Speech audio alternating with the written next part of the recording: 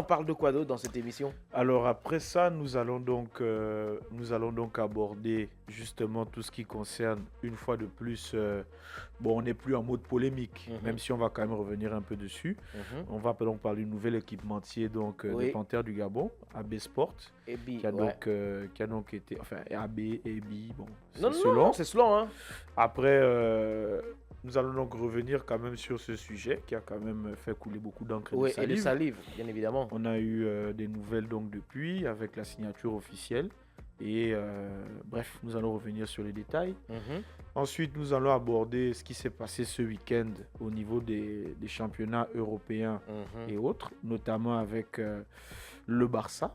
Je sais que ça va pas te faire, ça te fait pas plaisir. Non, mais moi, les matchs du Barça, c'est bien. S'ils gagnent, c'est bien. Non, C'est la fin qui compte. non, ils ne se sont pas contentés de gagner. Ils ont repris la tête de la Liga ce D'accord. week-end. Ah oui, on parle de quoi d'autre? Il n'y a pas que le Barça. D'accord, ok. Puisqu'on va revenir dessus, c'est pas grave. On va passer rapidement. On a donc eu la Première Ligue avec un choc ce week-end. Donc le derby de Londres avec donc Chelsea qui recevait Arsenal. Ouais. Donc ça s'est soldé par un match nul entre Score les deux étriqué. équipes. Un score étriqué, un match très très engagé. Nous allons revenir dessus. Nous allons partir aussi en Bundesliga, le Bayern qui continue son petit train-train avec une nouvelle victoire. Ouais. Nous allons aussi passer par la Serie A. La Serie A donc, qui se tient dans un mouchoir de poche à la tête, avec 4 équipes qui se tiennent en 2 points. Un nouveau leader ce week-end, on va dire que ce n'est pas surprenant. Donc le Milan AC et le Napoli, qui sont donc à égalité de points. Le Milan garde un petit avantage en termes de différence de but. Effectivement. Nous allons parler de Ligue 1 avec un événement, s'il faut l'appeler un événement, la défaite du Paris Saint-Germain. Ouais, face à un grand Monaco quand Face même. à un grand Monaco, le Monaco de Paul Pogba. Ouais. Donc il s'est imposé, Il a retouché au ballon. face à ce Paris Saint-Germain. Pendant ce temps-là, Marseille n'a pas pu reprendre la tête. Par contre, Lens est plutôt le nouveau dauphin de la Ligue 1 après une victoire ce week-end. D'accord. Nous allons aussi parler de MLS avec le GOAT. Voilà, le GOAT qui s'est donc imposé ce week-end en finale de conférence Est, qui va donc pouvoir jouer la finale donc de la MLS. Parce que rappelons que la MLS, ça se passe un peu comme la NBA. C'est d'abord un championnat de conférence qui se conclut par une finale du championnat. D'accord. Et nous allons naturellement parler de nos Panthères qui se sont illustrés un peu partout en dans Europe, le monde, en Afrique et dans le reste du monde ce week-end. D'accord. Alors, on a exclusivement du football, même si on sait que, on va dire un petit mot sur la ligue de karaté, de la première journée de cette ligue-là qui a eu lieu il y a quelques heures seulement, ici à Libreville. Alors, Franck-Olivier, on a dit au début, quand on lançait cette émission, qu'on parlerait de la Coupe d'Afrique des Nations et on ne va pas cesser d'en parler jusqu'à ce que celle-ci démarre. On a cette Coupe d'Afrique des Nations. Cette Coupe d'Afrique des Nations, c'est la 35e du genre. 35e édition de la Coupe d'Afrique des Nations qui se déroulera au Maroc. Et le Maroc a mis les petits plats dans les grands pour justement abriter cette CAN. Alors, moi, ce que j'ai envie de savoir, ou du moins, j'ai envie de m'arrêter sur ce fait-là. Ils ont quand même fait sortir de terre 2 nouveaux stades. Et en plus de cela, il y a beaucoup de choses qui accompagnent cette organisation-là. Par exemple, les billets d'avion qui coûtaient 500 et quelques mille vont désormais coûter pour certains pays 2 fois moins cher, 280 000. Un peu plus de la moitié du billet. Donc, c'est pour dire que la Côte d'Ivoire, qui a, elle, organisé la dernière CAN, a mis la barre très haute. Est-ce que c'est pas ce que le Maroc veut essayer de rattraper, veut essayer de copier? Alors, ce qui est certain, c'est qu'on est dans une CAN qui risque déjà d'être exceptionnelle. On parle de exceptionnel déjà parce que c'est un nouveau format. On parle de 52 équipes qui participent. On parle de, même si ce n'est pas la première fois, mais je crois que c'est la 2e édition avec 52 équipes. Donc, ce qui nous amène à avoir un 8e de finale pour la 2e fois d'affilée en Coupe d'Afrique des Nations.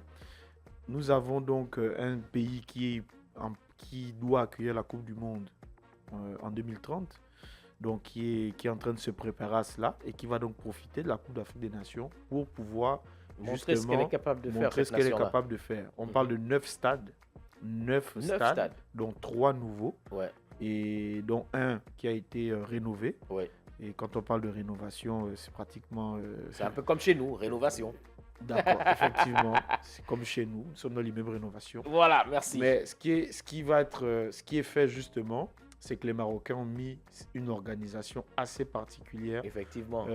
En termes, tu parlais de transport, mais en réalité, on parle même d'accessibilité dans les stades. Parce qu'il faut le rappeler à nos chers jacophiles qui nous écoutent, la Coupe d'Afrique des Nations 2025-2026 a la particularité d'avoir justement un système d'accès qui est disponible uniquement via donc l'application Yala.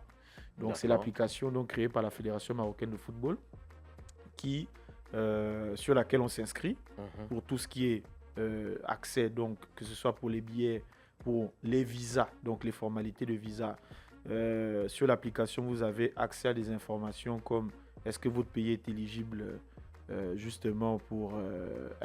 est-ce que votre nationalité vous oblige à avoir un visa? Quelles sont les conditions? Et ainsi de suite. Vous remplissez des formulaires. De toute façon, les choses sont assez claires sur cette application. Elle est disponible sur les différents... sur Play Store, App Store et autres.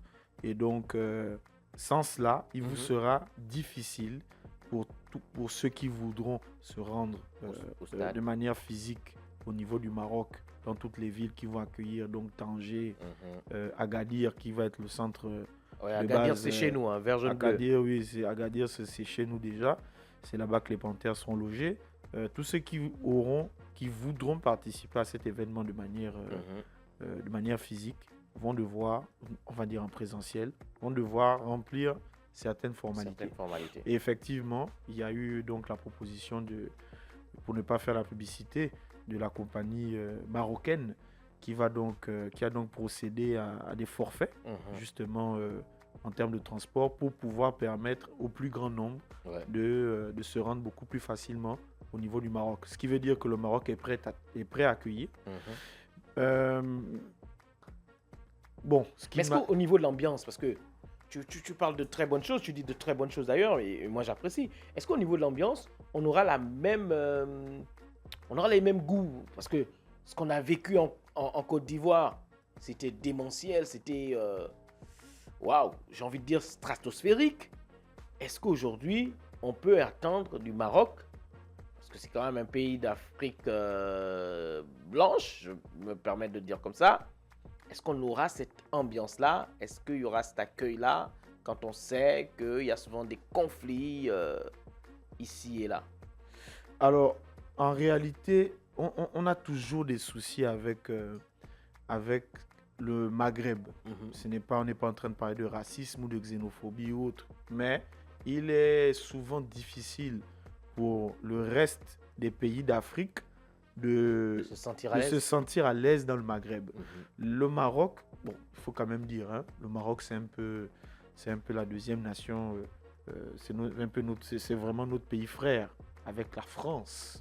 D'ailleurs, voilà, on va pas revenir sur la visite récente du président Emmanuel Macron, mais on sait très bien que tout le monde sait que le roi Mohamed VI s'est toujours senti chez lui. D'ailleurs, c'est pour ça qu'il vient passer de longs séjours au niveau donc de la Pointe-de-Nez et ailleurs d'ailleurs, dans le Gabon. Ce qui veut dire qu'un Gabonais se sent à l'aise au niveau du Maroc. D'ailleurs, de base, faut le rappeler, nous n'avons pas d'obligation de visa, d'accord?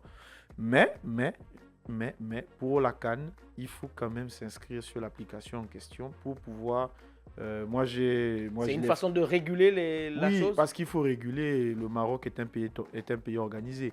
Donc, ils ne vont pas juste laisser les gens arriver comme ça chez eux. Non. Il y a des nationalités qui ne voudront plus repartir chez elles. On les connaît. Oui. On ne va pas les citer. Oui.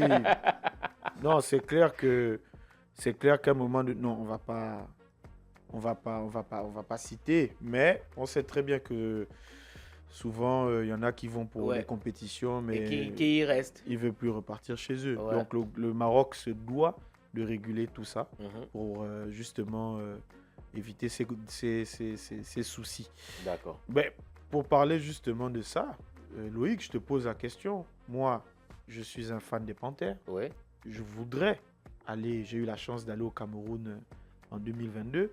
Je voudrais aller à la Coupe d'Afrique des Nations au Maroc. C'est vrai, on parle de la compagnie marocaine qui fait des tarifs préférentiels. D'accord. Mais quid de la logistique qui peut être mise en place justement par le Gabon? Et là, on va encore parler une fois de plus de la Fédération gabonaise de football. Normalement, elle est impliquée. Du ministère des Sports, qui sont pleinement responsables justement de cela. On parle quand même du Gabon qui s'en va jouer une CAN au Maroc. On parle du Gabon qui va affronter, ne serait-ce qu'au premier tour, la Côte d'Ivoire. Le premier match déjà, le Cameroun. Voilà, on joue un premier match contre le Cameroun le 24 décembre. Ensuite, on affronte le Mozambique, donc le 28. Et ensuite, on affronte la Côte d'Ivoire le 31 décembre. Alors, rien que pour ce premier tour, franchement, je pense que c'est vrai que c'est durant les fêtes, mais les Gabonais vont vouloir se rendre quand même en masse au niveau du Maroc. Et jusqu'à présent, nous n'avons aucune visibilité. Là, moi, j'en parle parce que j'ai eu à discuter déjà il y a plusieurs semaines avec des personnes que je connais au niveau de la Confédération africaine de football. Sinon, je ne saurais même pas qui a l'application en question, elle est primordiale pour pouvoir justement accéder au stade et autres au niveau du Maroc. Mais il n'y a pas de communication à ce sujet. C'est vrai que les Marocains ne rendent pas les choses faciles parce qu'on a vu, par exemple, lors des matchs de barrage, que pour pouvoir accéder justement au stade, les supporters gabonais, donc le public gabonais présent, pourtant nombreux au Maroc, avaient dû attendre les dernières heures, la veille pratiquement, pour pouvoir avoir les informations relatives à l'accès au stade. Donc, j'attends toujours ta question. Ma question, c'est qu'est-ce que tu penses du fait que jusqu'à aujourd'hui, nous sommes le 1er décembre, nous n'avons aucune information concernant des vols charters, par exemple, que le Gabon pourrait mettre en place. Et en réalité, toutes les informations relatives à l'accès au stade et autres. Alors, déjà, ce qu'il faut savoir, c'est qu'il y a une organisation en interne. Après, est-ce que je suis dans le secret des dieux? Je ne pense pas. Je pense que la fédération, avec tous les soubresauts qu'on a eus concernant l'équipementier, concernant les primes lors des éliminatoires et tout, je pense qu'elle est en train de se préparer, cette fédération-là, à pouvoir faire en sorte que ces choses-là soient bien faites. Et surtout que les Panthères soient très bien accompagnés, parce qu'on sait, moi, cette CAN-là, j'ai comme l'impression, c'est une CAN où le Gabon va bien performer, parce qu'on a quand même certains, parmi les joueurs qu'on a dans cette équipe, qui vont dire au revoir. Je ne suis pas dans la tête de certains briscards, mais je sais qu'il y en a qui vont partir. Et pour partir, je pense que même les responsables du football gabonais le savent, il y en a qui ne reviendront pas pour la prochaine CAN. Donc, c'est le moment, je pense, de mettre les bouchées doubles pour pouvoir accompagner ces garçons qui ont fait les beaux jours, qui ont produit des sensations au public gabonais. Est-ce que ils sont en retard par rapport au calendrier parce que la CAN, comme on l'a dit, elle commence dans 20 jours? Est-ce que c'est quelque chose qui est déjà ficelé et qu'ils attendent le bon moment? Mais il n'y a pas que le Gabon qui soit en retard. Même le Maroc est en retard par rapport à la mascotte et la chanson officielle de la CAN. Donc, on peut avoir un petit retard. Ce qui est important, c'est que justement, la fête commence et que la fête soit belle. Oui, c'est vrai qu'aujourd'hui, nous sommes le 1er décembre, effectivement. Nous n'avons aucune nouvelle ou aucune visibilité sur le son officiel de la Coupe d'Afrique des Nations, cette 35e édition. Nous n'avons pas encore il n'y a pas encore eu de visibilité sur la mascotte non plus, alors qu'on sait que ce sont des symboles. Hein. La chanson et la mascotte, ce sont des symboles de toutes les compétitions en réalité, que ce soit CAN, Coupe du Monde, Euro et ainsi de suite. Et effectivement, une vingtaine de jours, nous n'avons rien dessus. Bon, je pense que le Maroc s'est concentré beaucoup plus sur l'infrastructure sportive et hôtelière plutôt que sur on va dire, l'entertainment, mais ça reste des éléments primordiaux. Ça fait partie de la beauté c'est la culture. D'accord, c'est la musique c'est la culture, la mascotte c'est la culture. Des activités doivent être menées normalement. Ce que je sais, c'est que les activités sont supposées être menées ailleurs même qu'au Maroc, justement, à travers à travers cette mascotte que nous ne connaissons pas encore jusqu'à aujourd'hui. Oui, c'est vrai. Vous voyez que même les meilleurs peuvent souvent avoir des retards. Mais nous ne sommes pas là pour prendre le mauvais exemple. On est obligé d'aller vers le bon, vers l'excellence, pour pouvoir justement aller plus loin. Donc je crois que ce n'est pas parce qu'il n'y a pas de mascotte, il n'y a pas de son de la Coupe il n'y a pas de son officiel encore de la Coupe d'Afrique des Nations, que le Gabon ne doit pas se préparer. Non, mais c'est pas ce qu'on est en train de dire. Ce que moi je suis en train de dire. Si, c'est ce que tu as voulu dire. Non, ce que je suis en train de dire, c'est qu'un retard, peut-être, parce qu'on n'est pas dans l'organisation, est-ce qu'ils n'ont pas prévu lancer ces hostilités-là à une période précise? Voilà, c'est chaud quand même. Ce sont des questions qu'il faut... C'est chaud, on est le premier. Bon, s'il faut se préparer à payer des frais d'hôtel et autres, il faut qu'on ait accès aux informations. Oui, non, mais je suis d'accord. Pour ma part. Je suis d'accord, peut-être qu'il y a une facilitation des choses qui est prévue. Pour ma part, la Fédération gabonaise de football, en compagnie du ministère des Sports, aurait dû aujourd'hui créer cette émulation, on va dire ça comme ça, avec l'ambassade du Maroc, qui est présente au Gabon. L'ambassade du Maroc est très présente au niveau du Gabon. Donc, et créer justement cette dynamique, ne serait-ce que déjà au niveau des informations. Effectivement. À engager les dépenses, c'est autre chose. Les vols charters dont j'ai parlé, ça c'est évidemment un engagement de l'État. Là, on n'entraîne pas de dépenses et on sait qu'aujourd'hui, bon, il y a d'autres priorités. OK? Mais ne serait-ce que au niveau des informations, des conditions d'accès et autres, on aurait dû avoir un petit guichet Cannes, on va dire, logé dans un hôtel de la place ou même au niveau de la Fédération gabonaise de football d'ailleurs. Mais il faut aussi savoir qu'on a quand même une forte communauté marocaine présente au Gabon. Non, gabonaise présente au Maroc. Bah oui, dans les deux, vice-versa. Voilà, donc c'est pour ça que j'ai parlé de cette bonne entente. De cette bonne entente qui existe entre nos deux pays. Voilà. Et tu veux nous parler de quoi d'autre à part la Coupe d'Afrique, à part le Maroc? Je voulais revenir sur l'équipementier, le nouvel équipementier donc, des Panthères du Gabon, AB Sport, qui a donc la Fédération gabonaise de football a signé ce fameux contrat. Oui, parce que la semaine dernière, excuse-moi, on parlait d'un équipementier qui n'existait pas et que AB Sport pourrait être l'équipementier officiel des Panthères du Gabon. Il y a un contrat de 6 mois, c'est ça? Oui, en fait, à la base, ça devait être un contrat uniquement pour la durée de la Coupe d'Afrique des Nations.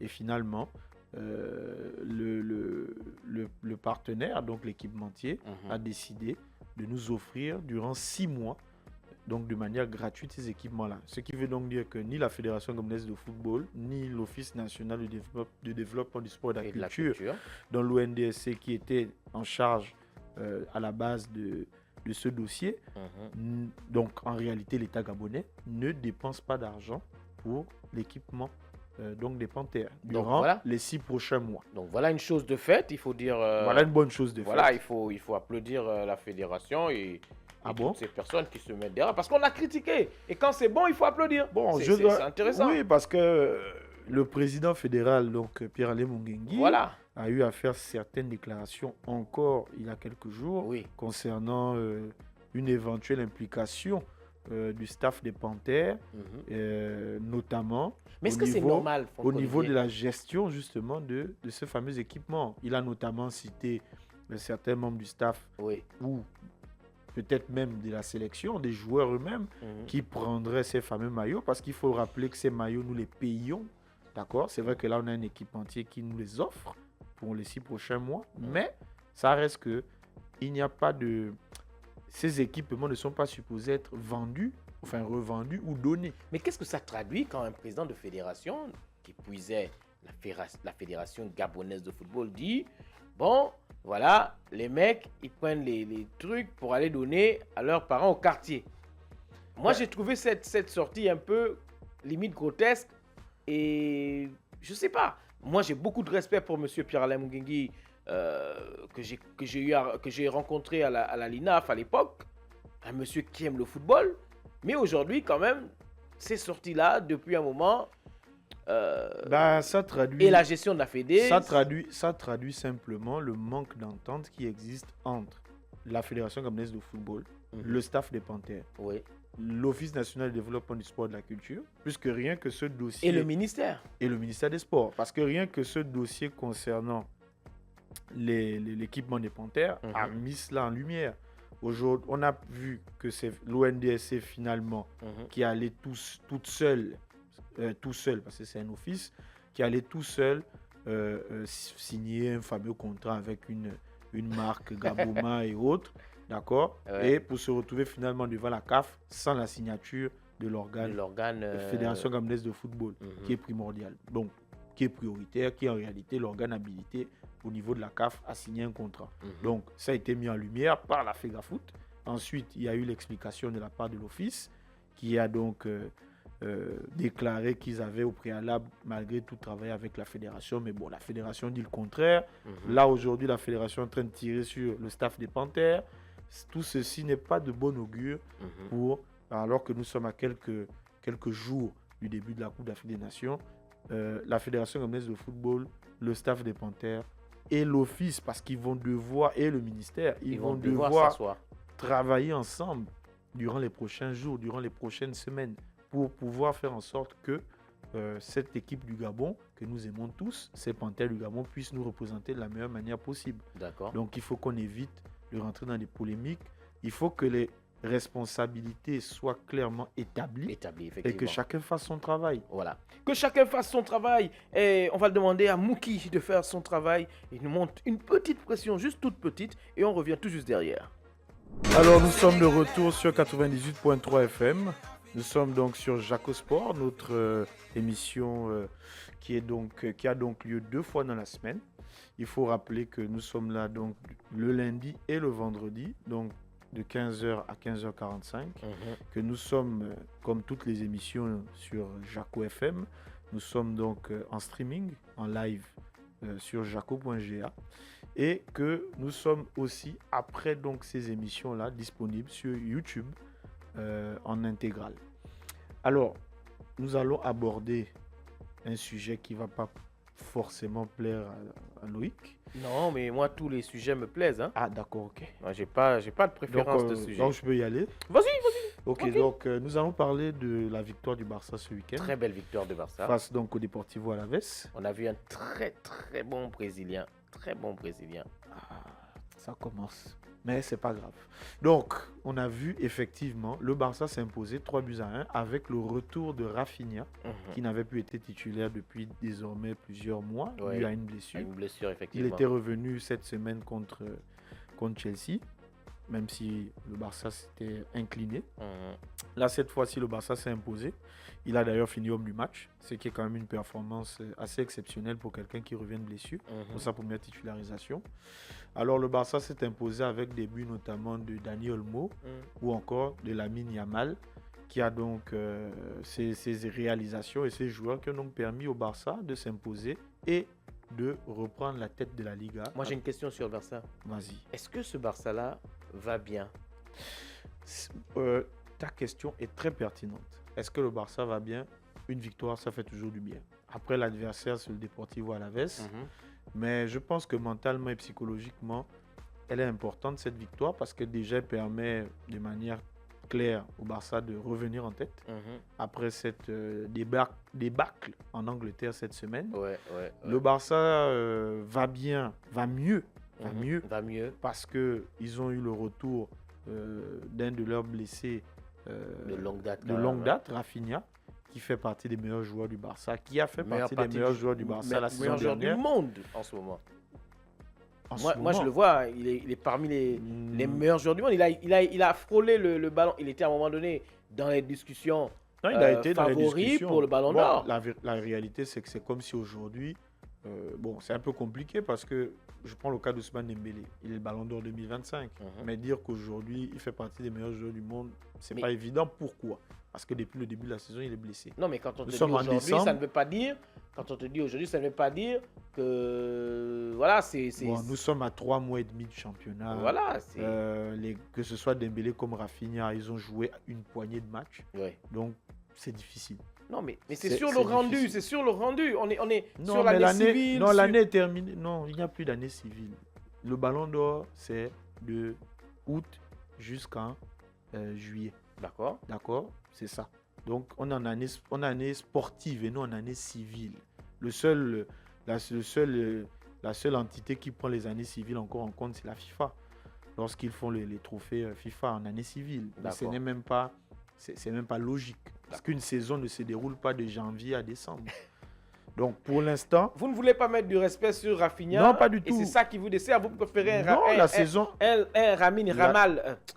Yamin Yamal. La saison est terminée. Un Yamin Yamal qui parle dans les réseaux sociaux, qui se lève et qui dit ce qu'il veut, un peu tout et n'importe quoi. À la fin, vous perdez. Et là, on remarque, Franck Olivier, parce que pour le coup, on remarque qu'il n'a pas parlé. Il n'a pas fait trop de bruit sur Alaves. Il n'a pas fait beaucoup de bruit sur Alaves. Non, il ne peut pas parler d'Alaves. Alaves représente quoi? Par contre, il a fait une petite publication sur Instagram une fois de plus. Il s'est moqué de Koukouré là. Donc il a fait une photo. Il a mis une photo d'un duel entre Bukayo Saka et Koukouré là. Donc durant le Arsenal-Chelsea et la défaite donc de Chelsea. C'est vrai que cette publication est arrivée le lendemain du match du Barça. Donc le Barça avait déjà gagné son match contre Alaves. Et donc c'était hier qu'il y a eu Chelsea-Arsenal. Voilà. Mais c'est pour dire que bon, il reste pas silencieux. Non. Il est toujours dans ses petites mimiques. C'est de son âge. Laissez le petit s'exprimer. Il est jeune. Mais est-ce qu'il est le seul à être petit? Non, mais il est le seul petit fort. Non. C'est le petit le plus fort de sa génération. Quel que soit ce que vous voulez. Voilà, on a parlé. Ça tombe bien d'ailleurs. Bon, on n'est pas encore sorti de la Liga. On va revenir. On va aller en première ligue. Mais pour rester en Liga, le Real Madrid, parce que j'ai l'impression que tu ne veux pas qu'on parle du Real. Le Real Madrid. Ce n'est qu'une impression, cher ami. Le Real Madrid s'est incliné à Gérone. Il faut rappeler que Gérone, c'est une ville de Catalogne. Oui. Donc, les voisins du Barça se sont donc chargés. Non, il ne s'est pas incliné le Real Madrid. Il a fait une contre-performance. A fait une contre-performance. Un match au score étriqué, tenu en échec, un partout. Voilà, il ne faut pas dire qu'il s'est incliné. C'est différent. Grâce, une fois de plus, à l'attaquant que tu n'aimes pas, Kylian Mbappé. Non, mais une fois de plus, mais attends, moi je qui a son 5e but en 2 matchs. Mais je t'ai toujours posé, et je vais toujours te poser la question, à quoi ça sert à Kylian Mbappé? Je te prends l'exemple. Kylian Mbappé, c'est comme un homme sur la terre. Selon un des livres saints, donc la Bible, qui dit à quoi sert-il à un homme de gagner le monde s'il perd son âme? À quoi ça sert à Kylian Mbappé de marquer 300 buts et le Real Madrid ne gagne aucun titre? Il ne peut pas être tenu responsable des échecs du Real Madrid. Mais il est responsable des échecs du Real Madrid puisqu'il a été responsable de la déchéance du Paris Saint-Germain. Depuis que Kylian Mbappé... La déchéance du Paris Saint-Germain. Mais oui, à un moment donné, le Paris Saint-Germain, il n'était plus que l'ombre de lui-même. Demandez à Ericsson le guide. Quand Kylian Mbappé... Ça, c'est dans quelle période du Paris Saint-Germain? Qu'est-ce que Kylian Mbappé a gagné avec le Paris Saint-Germain? Je sais pas, 8 en Europe. En Europe. Mais je vais, ok. Tu veux qu'on aborde... Dès qu'il part, non seulement le jeu du Paris Saint-Germain a changé, les Parisiens sont plus flamboyants, ça joue collectivement, on essaye de se trouver, tout le monde respecte tout le monde, on n'essaye plus de concentrer son jeu uniquement sur un seul joueur. Tu es en train de me dire que c'est Kylian Mbappé. Mais Kylian Mbappé cristallise l'attention, il est presque en train de... Est-ce que ce n'est pas dans la physionomie, la physiologie, la psychologie, l'histoire du Real Madrid? Non, ce n'est pas dans l'histoire du Real Madrid. Kylian Mbappé n'est pas Cristiano Ronaldo, il n'aura jamais le cran de Cristiano. Donc, où est le rapport avec Cristiano? Parce qu'au Real Madrid, quand on s'appelle Cristiano, on fait les différences et l'équipe gagne des titres. Avec Kylian Mbappé, on ne gagne pas des titres. Le Real Madrid, vous allez voir, si ça continue sur cette longue... Moi, je suis un supporter du Real Madrid. Bon, moi, je suis clair sur un sujet. Moi, je suis supporter du Real Madrid depuis 1998. Si ça continue comme ça, le Real Madrid ne gagnera pas de titre. Mais ce n'est pas... Et ce sera la faute de Kylian Mbappé. On va pas s'éterniser sur le Real. Mais ce qui est certain, c'est que le Real Madrid est un club historiquement chargé de joueurs qui viennent avec des égos démesurés et qui s'imposent de manière individuelle et finalement qui font bénéficier au collectif. Le Real Madrid n'est pas un club dans lequel tu viens, tu te fonds dans le moule, tu ne dois pas trop parler, tu ne dois pas trop t'imposer. Non, là-bas tu ne t'imposes pas, tu es dehors. Et on parle de s'imposer individuellement. Ce n'est pas le Barça, ce n'est pas le Bayern Munich, ce n'est pas ce genre de club-là. Le Real Madrid, tu viens, tu es une star, tu t'imposes, comme Cristiano Ronaldo l'a fait. Comme Mbappé est en train de le faire aujourd'hui. Quand Cristiano Ronaldo est arrivé au Real Madrid, il a gagné quoi? Attendez. Il a gagné quoi? Pendant combien d'années? Il se faisait frapper tous les ans par le Barça en championnat. Et il y avait... Cristiano Ronaldo est arrivé comme... Cristiano Ronaldo... en 2009. En 2009. Le Real Madrid a gagné la Champions League quand? En 2014. En 2014, il a fait 5 ans pour gagner avec des champions. Tu es en train de parler de Mbappé. Mais le jeu du Real Madrid ressemblait à quelque chose. Le jeu il se prenait des raclés tous les ans face à Lyon. Il se faisait prendre des raclés tous les ans face à Lyon en Ligue des Champions. Face au Barça en championnat. Face à l'Atlético Madrid. Non, soyons sérieux 2 minutes. Moi je dis, bon, laissons le Real Madrid. Il détériore le jeu du Real Madrid comme il a détérioré le jeu de Paris. Quand vous voyez Kvaratskhelia, qui est très très bon joueur, qui aujourd'hui est meilleur que Kylian Mbappé, mais comme il s'appelle Kvaratskhelia et qu'il n'y a pas beaucoup de bruit autour de lui, il n'a pas la presse française qui aime bien bruiter, on ne va pas le voir, mais il fait mieux jouer Paris que le faisait Kylian. Tu vois ce qui est le plus dur, c'est quoi? C'est quoi? Tu es en train de parler de 2 joueurs qui ont des profils différents. Ils n'ont pas... Mais attends, c'est un ailier. Non. Kvaratskhelia est un ailier. Kvaratskhelia est un ailier. Il était à Naples, il était à ailier. Ce n'est pas un ailier comme Kylian Mbappé.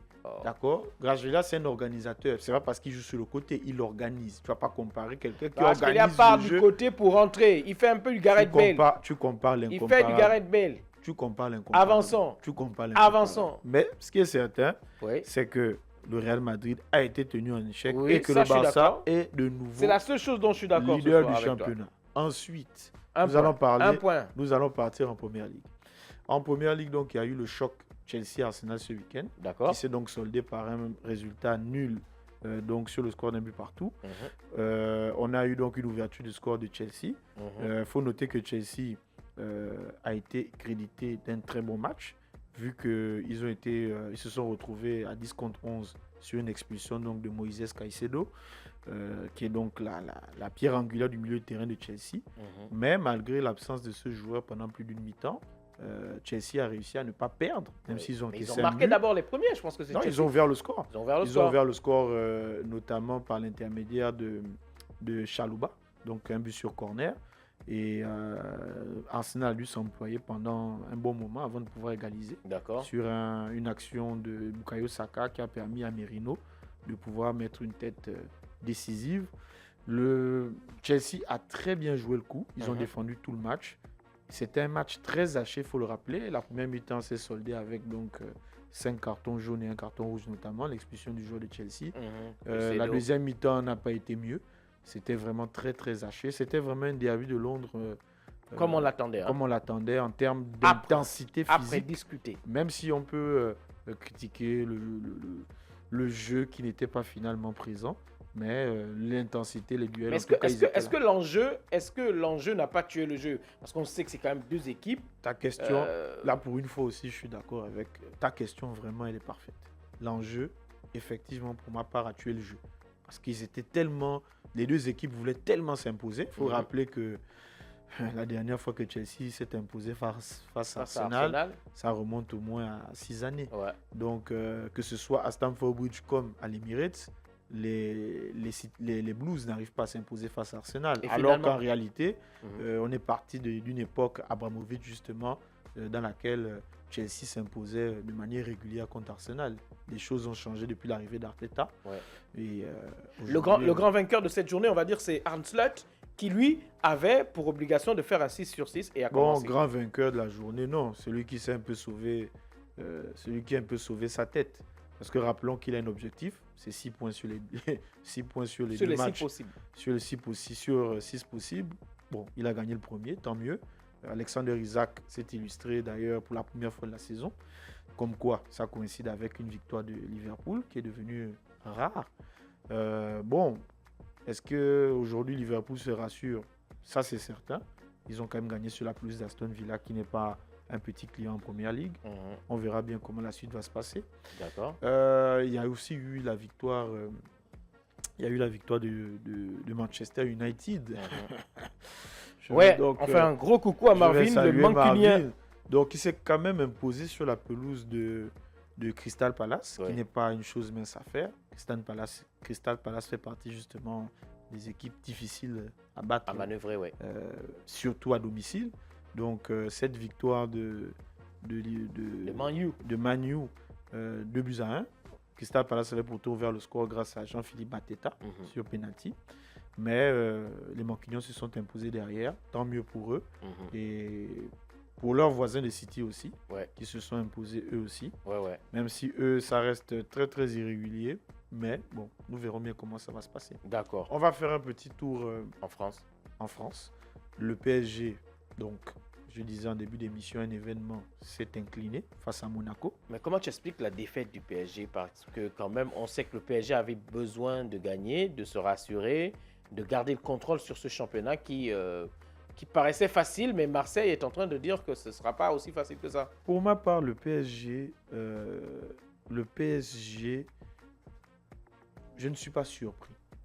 Le PSG est talonné par l'Olympique de Marseille et Lens, notamment, depuis le début de la saison.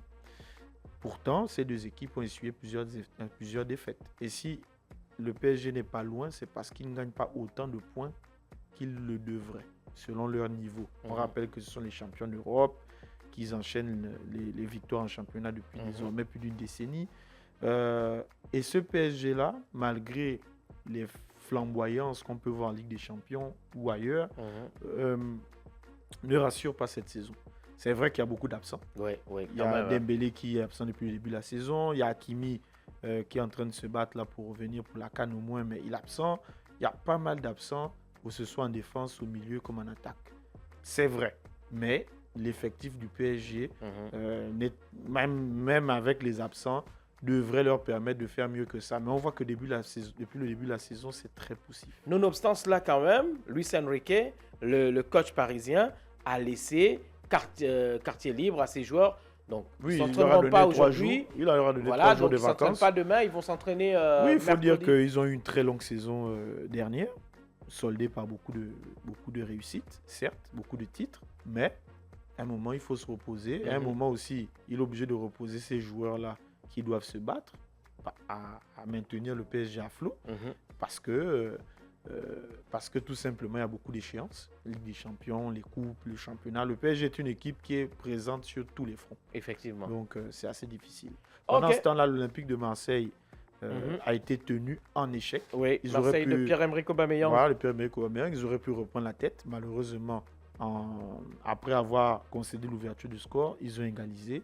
Ils ont même mené, une fois de plus, avec un Pierre-Emerick Aubameyang accrédité d'une très belle prestation. Très inspirant. Mais en toute fin de match, ils ont encaissé un but à la 92e minute. Bon, dommage pour l'OM. Et c'est le RC Lens. Tu penses que l'OM peut tenir le rythme jusqu'à la fin de saison? Je pense que l'OM est capable de tenir le rythme. Est-ce qu'ils sont capables de gagner le championnat? Ça, c'est autre chose. C'est pourquoi moi je parle de tenir le rythme. Non, mais tenir le rythme du Paris Saint-Germain, c'est déjà une performance en soi. C'est-à-dire que ne pas se retrouver dans une situation comme ce qui se passe 7, 8 points, tous les ans points. Où on a plus de 10 points d'écart à la fin, où le PSG est champion un mois avant la fin ou 2 mois avant la fin. Je crois que c'est aujourd'hui l'objectif d'une équipe comme l'Olympique de Marseille et de ses poursuivants qui sont donc, poursuivants, de ce qui maintiennent le rythme aussi depuis le début de la saison, comme le Racing Club de Lens. D'ailleurs, il y a un choc qui s'annonce le week-end prochain entre Marseille et Rennes. On va suivre ça de près. Voilà, Rennes aussi qui s'est imposé ce week-end et qui est en train de... On va saluer Habib Beye, le coach sénégalais. Habib Beye qui était à un moment donné sur la sellette. Il était sur la sellette, qui était tout proche de se retrouver sans emploi. Mais comme quoi, le football, c'est aussi ça, la beauté du football. Effectivement. Et aujourd'hui, il est en train de flirter avec le podium. D'accord. On parle de quoi d'autre? On parle de Serie A. On parle de Serie A avec la Serie A qui a un nouveau leader, le Milan AC. Pendant que la Roma a été battue par le Napoli. Le Milan, lui, s'est imposé aussi. Et ce qui nous fait le Milan et Naples en tête de la Serie A. Mais ça reste très serré avec la Roma qui est juste derrière. Et l'Inter Milan aussi, qui s'est imposé notamment avec un doublé de Lautaro Martinez, l'inévitable. D'accord. On sent ce championnat de Serie A un peu timoré. C'est vrai qu'il n'y a pas trop de buts là-bas. Mais c'est quand même un championnat assez timoré, assez mou, assez lent, assez avare en but. Alors, avant de nous quitter, bon, petit passage sur nos Panthères, on va dire. Oui, on va parler rapidement de Aaron Apidangoy qui s'est illustré avec un très très bon match ce week-end avec son équipe de Sivasspor, donc en deuxième division de Turquie. Son équipe a gagné et Apidangoy a fait une très belle prestation. Après ce très mauvais match de barrage face au Nigeria, le voilà de nouveau en forme physiquement et mentalement. Et on espère gagner la CAN au Maroc. Espère que ça va continuer sur la CAN. Alors les frères Oyono, eux aussi, comme d'habitude, ont joué et se sont imposés en deuxième division d'Italie avec leur club de Frosinone. Se sont imposés sur la pelouse de la Reggiana sur le score d'un but à 0. Ibrahim Don a été titulaire au niveau, donc, comme d'habitude, de son club de première division en Iran et il a été vainqueur de cette rencontre. Au même titre qu'André Biogo Poko, là nous revenons sur la D de Turc, qui lui aussi s'est imposé face à Enseler Erokspor, qui est donc le club de Kanga Gelor, qui était lui absent. Et pour conclure, Loïc, avec ta permission, non mais vas-y, nous allons aborder quand même une compétition qui a eu lieu ce week-end au niveau de Port-Gentil. Effectivement. Alors, c'est donc le 10 km de Port-Gentil, donc cette édition 2025, qui, je le rappelle, fait partie donc des World Athletics, donc qui est enregistré dans le calendrier. Qui est enregistré dans le calendrier donc de la Fédération internationale d'athlétisme. Donc, on va remercier les autorités gabonaises d'avoir permis que ce marathon continue depuis on va dire 2023. C'est vrai que nous n'avons pas certaines compétitions comme la Tropical Amissa Bongo qui s'était déjà arrêtée, mais nous continuons à avoir les marathons de Port-Gentil comme celui de Massoukou et comme celui de quelques Gabonais sur le podium. Alors oui, quelques Gabonais sur le podium. On va d'abord parler du vainqueur. Hein. Oui, le vainqueur. Le vainqueur donc qui est l'Éthiopien Admassou Tissa, qui s'est donc imposé. Bon, comme d'habitude, on sait que ce sont des compétitions où ils répondent présent. Réservées, où ils répondent présent. On va quand même, on va parler de Hugues Emmanuel Ompana, qui s'est donc imposé là dans le 4 km des enfants. Parce qu'il faut rappeler que ce marathon du Gabon a plusieurs catégories. Il y a donc les hommes, il y a les femmes, il y a les enfants aussi. Et au niveau des enfants, il y a un Gabonais qui s'est imposé. Et chez les femmes, nous avons donc eu Chancia Mimbale Biban, qui s'est imposé donc au niveau des femmes gabonaises. Et donc on espère simplement que cette compétition qui a lieu tous les ans va encourager la fédération d'athlétisme et autres à pouvoir justement mettre les moyens nécessaires pour que nous ne nous retrouvions pas tous les ans avec des performances gabonaises qui ne sont pas forcément... Qui laissent à désirer. Voilà, parce que évidemment que les Éthiopiens, les Kenyans et autres s'imposent même jusqu'aux Jeux Olympiques, mais lorsqu'on a une compétition comme ce marathon qui est dans le calendrier, justement, on doit se préparer. Et on ne doit pas se préparer simplement logistiquement, mais on doit aussi se préparer avec nos athlètes qui doivent nous représenter de la meilleure manière possible devant leur public, tout simplement. D'accord, on doit se préparer et nous préparons. On va quand même saluer la présence lors de ce marathon du conseiller spécial Paul Kessani, d'ailleurs, qui a fait une très bonne performance, comme attendu. On rappelle que même s'il est vrai que c'est un ancien sportif, mais ça fait quand même un moment qu'il a raccroché les crampons. Et ça veut dire que si un conseiller spécial du président de la République va participer à ce genre de marathon, ça doit encourager aussi que ce soit la jeunesse gabonaise et même toi, Loïc, à pouvoir, la prochaine fois, t'inquiète pas, Jaco va te permettre d'aller à Port-Gentil. Hein, c'est le week-end. L'émission n'a pas lieu le week-end. Tu prends à Port-Gentil, tu prends Mouk, tu prends Marvin, tu prends Gueule d'amour. Il est en train de prendre toute sa famille pour aller au marathon. Tu prends tout le monde, vous allez au marathon. Il y en a qui vont te supporter. Moi, je vais venir te supporter. D'accord. Moi, je vais pas Prochain courir. marathon, je vais y aller. Gueule d'amour et moi, on sera en train de te regarder. On va t'encourager. D'accord. Si tu veux, on te met la motivation. D'accord. Tu choisis la motivation que tu veux. D'accord. C'est ça. La On en reparlera. Tu veux quel genre de motivation? On en parlera au moment venu. Pour le moment, ce qu'on va faire, cher Jacques Ophil, tu vas me dire ça à côté. Voilà, c'est vous dire merci de nous avoir écoutés, de nous avoir suivis. Nous sommes heureux de savoir que vous nous écoutez chez vous et partout où vous êtes et que vous aurez le plaisir à nous retrouver la semaine prochaine. Non, cette semaine, en fin de semaine, le vendredi prochain, nous serons encore ensemble pour ce rendez-vous sportif. D'ici là, portez-vous bien. Que Dieu vous bénisse. À bientôt. Jacko FM 98.3. Jacko FM.